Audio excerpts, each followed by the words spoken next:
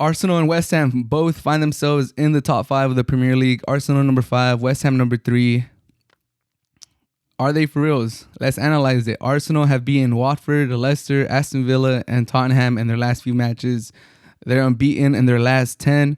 They play Liverpool next. That's going to be a major test. We'll see if Arsenal is built for the long term, if they could actually compete for Champions League spot, possibly even the Premier League. We'll see. That Liverpool match is going to be very important.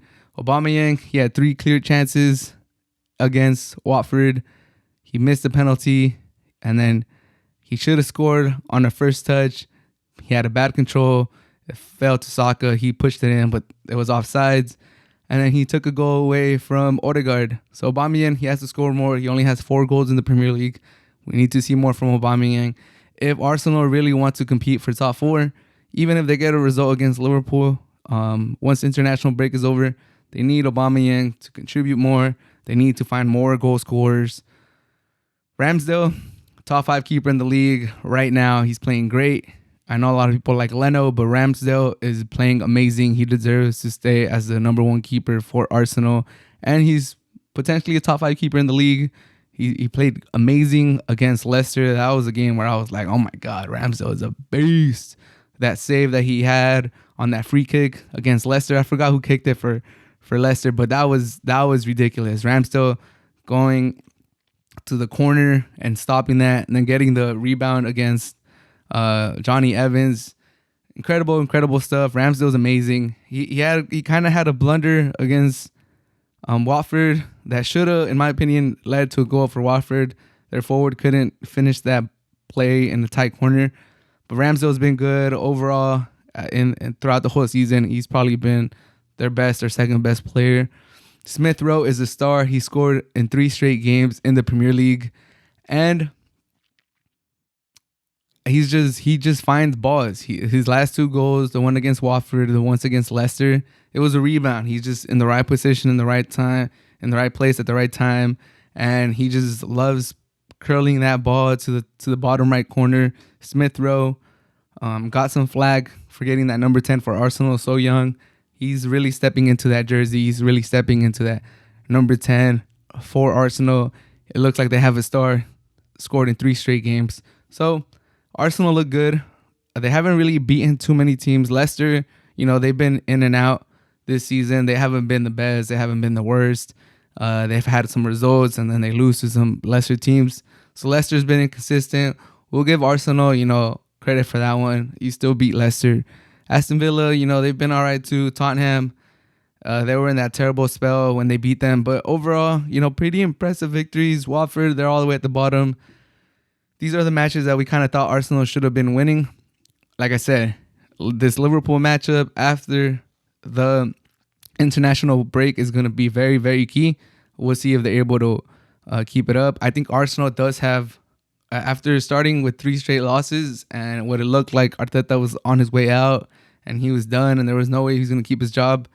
I think they do have potential to be top 4 and potentially not win the league. I think they could even end up as like number 2, number 3. I don't think they will just sneak in as number 4.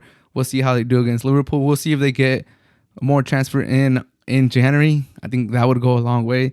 The league, I think all 4 teams, all the teams at the top need to make some noise in January. But now to West Ham. They've beaten Liverpool, they've beaten Aston Villa, they've beaten Tottenham, they've beaten Everton in their last few matches. They also eliminated Manchester City from the EFL Cup, and Manchester City is the reigning 4-time defending champions in that cup. So very impressive. They're top of the Europa League group, so another very impressive stuff. Moyes deserves all the credit.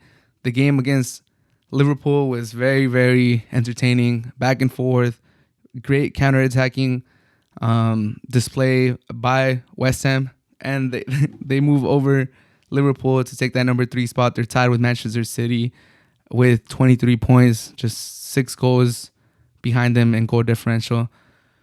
West Ham have looked great, and even last season, even going back to last season, they finished in a Europa League spot. They could have finished in the top 4 spot, but they kind of choked it away at the end.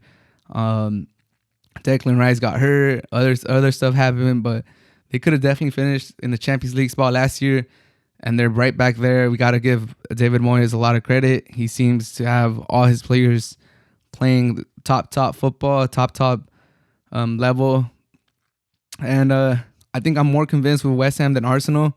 Nothing to take away from Arsenal, but West Ham, this is kind of like a carryover from last year, so they have more data, they have more numbers to fall back on.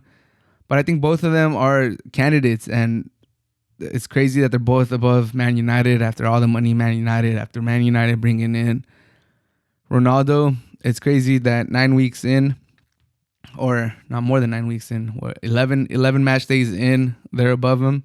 So we'll see how they do. I do believe more in West Ham than Arsenal, but very impressed by Arsenal. Arteta has more than saved his job. I think if anything, he's also kind of saved Ole Gunnar's job too in some weird way. Just the crazy turnaround Arsenal has had.